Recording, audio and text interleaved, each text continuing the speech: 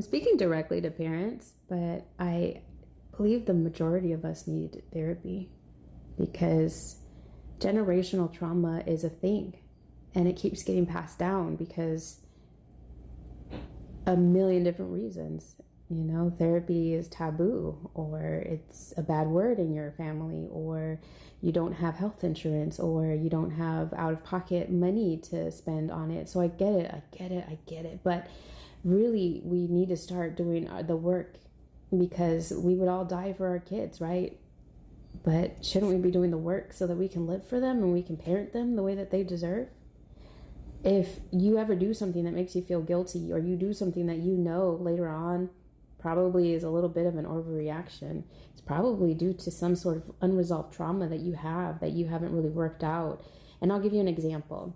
I'll give you two examples. A general one is that a lot of our previous generations make fun of this generation in a very defensive manner about helicopter parents, these adults who neglected their children, sit there and make fun of them now as they grow up and parent their own kids for being too much in their lives, you know, making too much of their decisions and things like that. And maybe it is an overreaction, but an overreaction to what? To the trauma of being left by yourself, or the trauma of not being emotionally supported.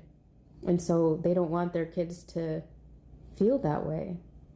Personally, one thing that I realize now is a trauma response is the way that I tackled eating before bed. My kids don't need anything as far as like the basic necessities, and they get a good chunk of what they want, right? As far as presents and birthdays and Christmases and things like that.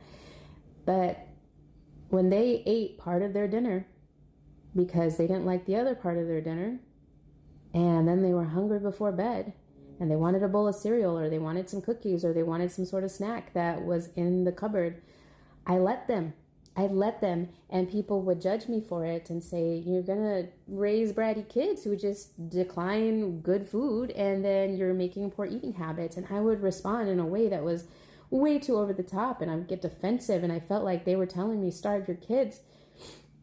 And now I realized that I wasn't parenting kids that had everything, you know, that have everything that they need. I wasn't parenting them. I was parenting me.